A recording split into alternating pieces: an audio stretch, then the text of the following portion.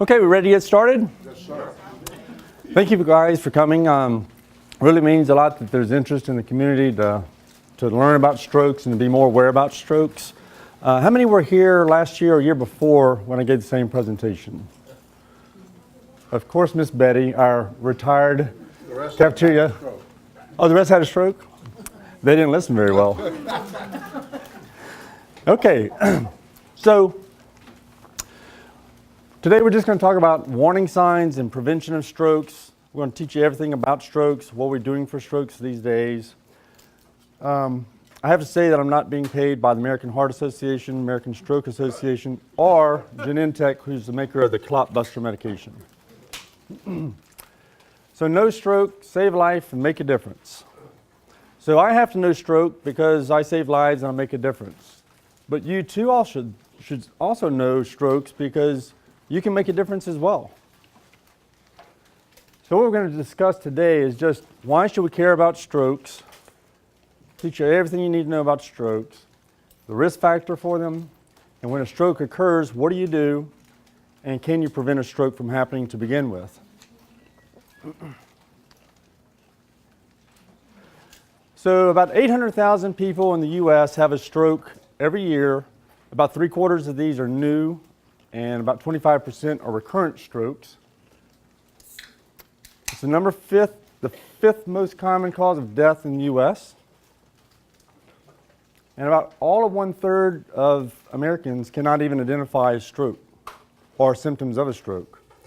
Oftentimes people rushing their family members in and they say they're either having a heart attack or a stroke.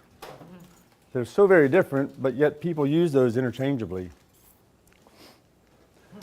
So men are more likely than women to develop a stroke, but women are more likely to die from a stroke. So I guess that's why we have more men in here. So atherosclerosis plaque. You've heard of plaque on your teeth, it's just buildup of junk.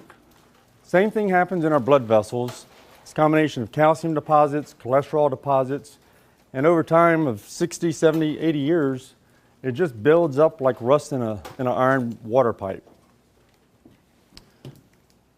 So a stroke is basically a brain injury that is due to a lack of oxygen, usually from a lack of blood flow to that part of the brain. So there's different types of strokes. The most common one is ischemic. That's about 87%. 13% are hemorrhagic. Those are the bad kinds, and fortunately they are the not so common ones. But ischemic is basically two types. You either have a blood vessel in the brain that has a plaque, a little piece of plaque breaks off, and your platelets clump up on that area and blocks the blood flow. The other type of ischemic is where there's a blood clot from somewhere else in the body, usually the heart, that travels and gets trapped in a blood vessel in the brain. And then, of course, hemorrhagic is from a blood vessel that perforates or ruptures, and we'll talk about more of these in just a minute.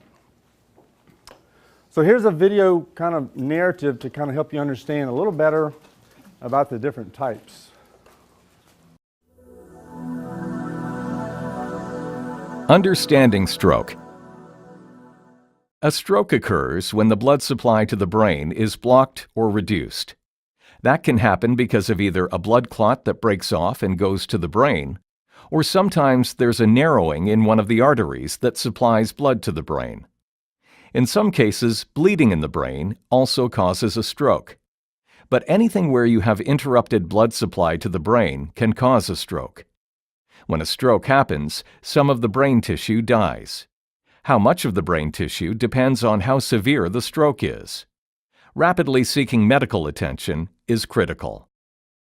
A stroke is sometimes called a brain attack, which, like a heart attack, is always a medical emergency. There are two common types of stroke. One of these types is called hemorrhagic stroke and occurs when a weakened blood vessel ruptures in or near the brain, leaking blood into the brain and causing the brain cells to die. The second, more common type of stroke is called ischemic stroke. It occurs when a blood vessel, an artery carrying blood to the brain, becomes blocked. Without blood supply, brain cells deprived of oxygen and nutrients can start to die within a few minutes. Ischemic strokes can have thrombotic or embolic causes. Thrombotic strokes are caused by a blood clot, medically termed a thrombus, in an artery supplying blood to the brain. Blood clots usually form in arteries affected by atherosclerosis, the buildup of hardened plaques on the inner walls of arteries. If an atherosclerotic plaque is disrupted, a thrombus forms on top of it and blocks the vessel, stopping the flow of blood. In an embolic stroke, a blood clot, called an embolus, forms somewhere else in the body and travels via the bloodstream to the brain. Eventually, the clot reaches an artery small enough to block its passage. It lodges there, obstructing the blood flow and causing a stroke. A stroke is always a medical emergency. That's why it is important to recognize the signs of a stroke and take emergency action as quickly as possible. So again, I'm just going to reiterate some of this stuff. Ischemic just means that there's lack of blood flow and hence oxygen to the blood vessel that's carrying oxygen to the brain. And it can be either from a thrombus or an embolus. How many people have AFib? Only 3? It's an irregular heart rhythm. Only 3, okay. So AFib is a big cause of strokes because the top part of the heart just quivers and you develop clots over time. And if you're not compliant with your blood thinner, then these clots will break off and travel to your brain, causing a stroke. So that's the embolus part. The thrombus, again, that's just that nasty plaque, rust in the pipes kind of scenario. And a little piece of that breaks off. And platelets, which are in our blood system to try to prevent bleeding when you cut yourself, will attack that plaque and just start clumping up with each other, and it completely obstructs the blood flow. Again, embolic strokes, atrial fib. And here's just a little video on what atrial fib is. Atrial fibrillation, or AF, is an irregular heartbeat. It is caused by a breakdown in the natural pacemaker that is responsible for making sure that the 4 chambers of the heart contract in a coordinated way to pump blood around the body. Under normal circumstances, the pacemaker first makes the 2 chambers at the top of the heart, called atria, contract, squeezing blood into the 2 lower chambers, also known as ventricles. These in turn are triggered to contract, pushing blood out of the heart, into the arteries, and out to the body and the lungs. In AF, a malfunction of the pacemaker interrupts this coordinated sequence of contractions, causing the atria to twitch erratically, known as fibrillation, and the ventricles to contract more often and irregularly. So because of this top part of the heart was quivering, blood becomes stagnant over time, and it can form clots and eventually break off if you're not compliant with your blood thinner medication. So hemorrhagic strokes are completely different. Again, these are the lesser common. There's only about 13% of all strokes are hemorrhagic. Usually they can be from aneurysms, which I think everyone's kind of familiar with. It's a blood vessel that's weakened and it kind of balloons out and at some point can rupture. And then also an arterial venous malformation, which is basically where two blood vessels, one on the high and one on the low pressure system, kind of come together and form an abnormal loop. That's inherently just a weak spot for blood vessel formation. Now TIAs, how many heard of mini strokes? Everybody had a mini stroke before?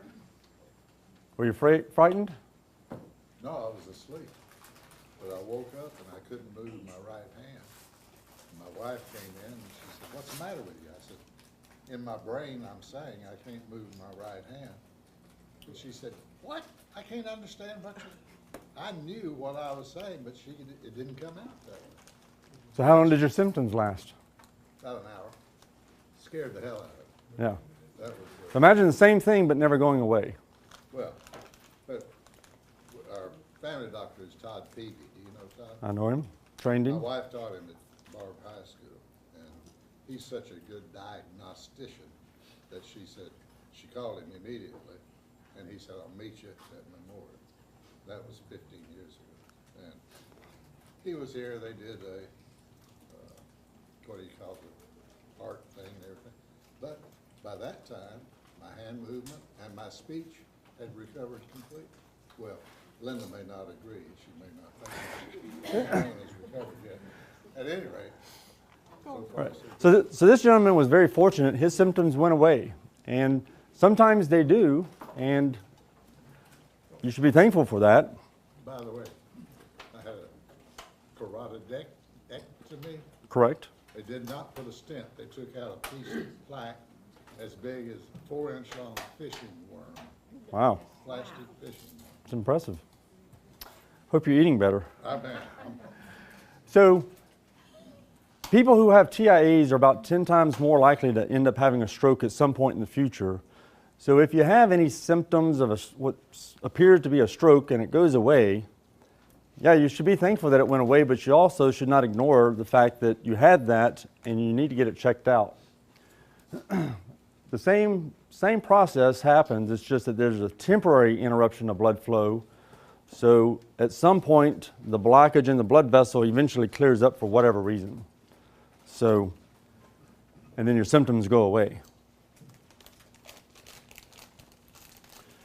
So what part of the brain can be affected? Any part of the brain can be affected by stroke, and depending on what part of the brain, depends on what symptoms you have. So sometimes it's just your speech. Sometimes it's your speech in your arm. Sometimes it's your face in your arm. So it all depends on where at in the brain, and also how big of the brain area was being supplied by that blood vessel.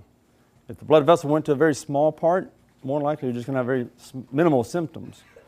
But if it goes to what we call an MCA, it's the middle cerebral artery, it comes up right here, the middle, and affects all these things. So you get leg, body, arm, hand, face, and speech.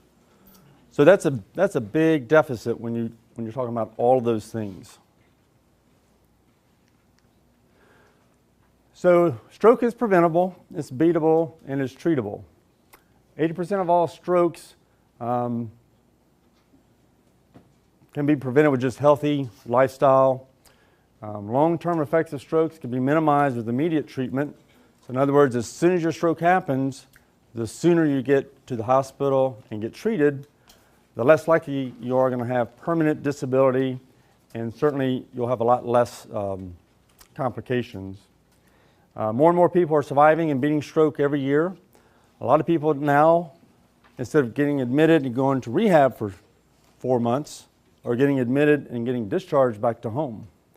And I'll talk about that in just a minute, why that happens. So here's some body language things to kind of realize or understand and recognize stroke symptoms. Quiet, please. Wait a sec. I'll take one. Oh yeah. All right. All good. Take care. Way to go. Nice. Bring it on. Gotcha. I'm here for you. Oh no. Please, please, please. I'm waiting. Interesting. Not buying it. Not fair. That's it. This conversation is over. Oh, brother. Body language can tell you all sorts of things.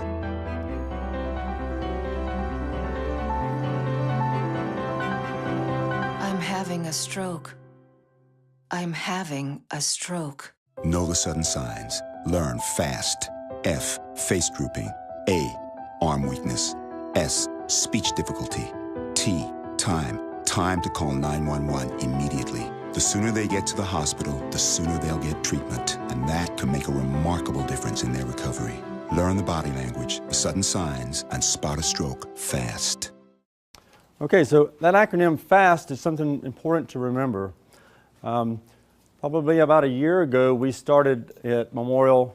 We've really been working intensively over the last year and a half, 2 years on stroke preparedness, stroke treatment here. And last year, everyone's heard of a code blue, right? So we said, what could we call a stroke to get everybody's attention, the radiologists, the CAT scan people, the lab people. So we decided to call it code Be Fast, because we need to be fast and FAST is the acronym for recognizing stroke. So again, FAST is an acronym for face, arm weakness, speech difficulty, and then time. It's always very important to, one, call 911 if you're home, but also look and see what time it is, because it's very important from what we can do treatment-wise in the emergency department. So what do you do when a stroke occurs? Again, facial drooping usually is just on one side. Arm weakness, it can be weakness, numbness, tingling. You can have the patient raise up both arms. If one just kind of sags, you'll know that there's a little weakness there. And sometimes these symptoms are very minimal and not very appreciable until you really start looking close. Speech difficulty, they can either be unable to speak or slurred speech or just very difficult to understand. You can have them say something like, "The sky is blue," and have them repeat that, see if they can say it correctly. And then again, time to call 911. So we got the B part from we need to be fast when we're doing stroke workups on patients, but also the B is beyond.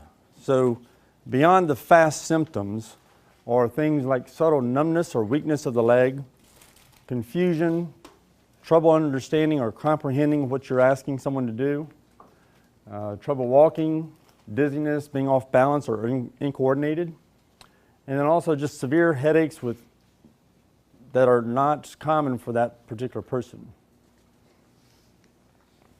Again, immediately call 911 and check the time so we know exactly when the symptoms started.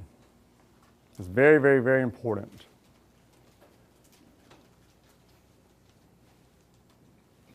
So why is spotting a stroke important anyway? If you recognize it, then we can actually, if the patient gets here soon, we can actually give them medications that can reverse and make their symptoms completely go away. It doesn't work for everybody, and you have to have some strict criteria if you're going to get this treatment. But if you get them to us soon, then more likely they'll be eligible to have this treatment. And it's called TPA. It's a medication. It's very expensive. There's not too many medications like this on the market. And if the patient gets here within 3 hours and they don't have any contraindications, and there's a whole list of contraindications, but if they don't, then we can give them that medication and we can hopefully reverse their symptoms and everything goes away. These are the types of patients that I'm talking about are going home instead of being admitted to the rehab after 3 days of being in the hospital. So it's very important on the outcome and the future of that patient as far as the quality of their life. And then another treatment is just kind of new in the last 5 years or so. It's called a thrombectomy. And there's not too many people in the state that does this, maybe probably 3 hospitals, maybe a handful of specialists that really subspecialize in this. But they can actually go up, just like an angiogram with your heart, they can feed a catheter all the way up into your brain and pull out the clot. So, and I'm going to show you a picture of that in a minute. So, blood clots that happen from a plaque breakage, those are what we call fresh clots. They're very mushy, they're readily dissolvable with the TPA medication. The ones that happen from atrial fib, those clots have been in the heart sometimes for weeks. And so they're very organized, they're tough, they're rigid, and those usually don't respond too well to TPA medication. Those are the ones we have to go in and try to pull out.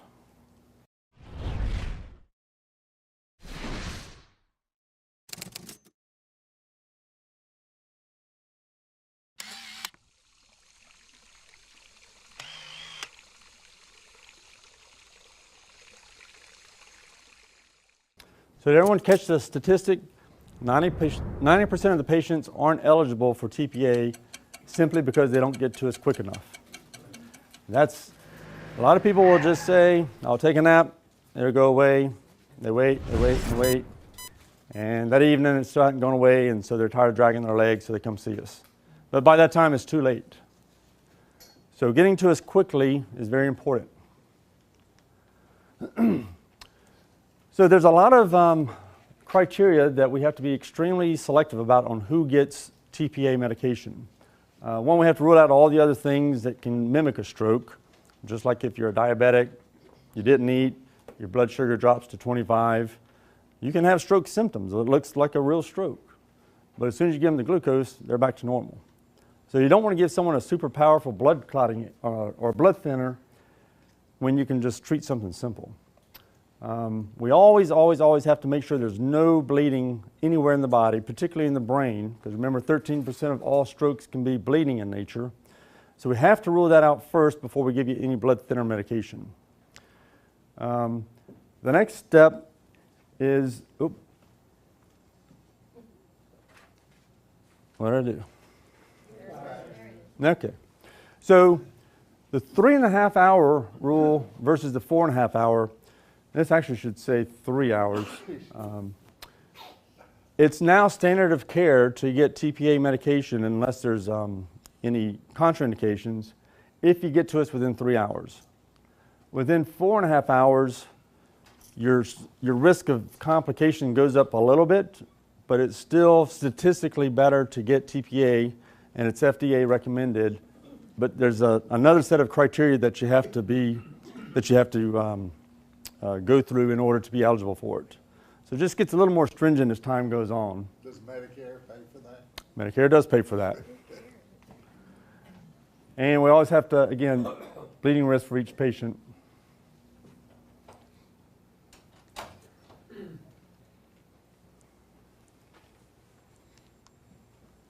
Okay, so thrombectomy, again, that's when we go in and pull out a clot from the brain vessel. We're not doing this currently at Memorial. I suspect probably in the next 5-6 years we will be. Currently it's in Lafayette, New Orleans, and Alexandria. Those are the 3 closest places. And there are specialists who, this is what they do. So they will feed this catheter up all the way into the blood vessel of the brain.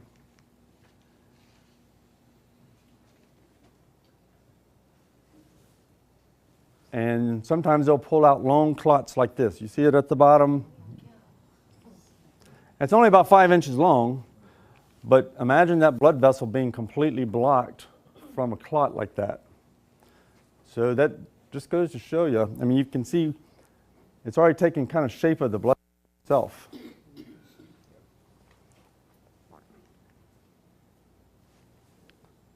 All right, so who has a smartphone?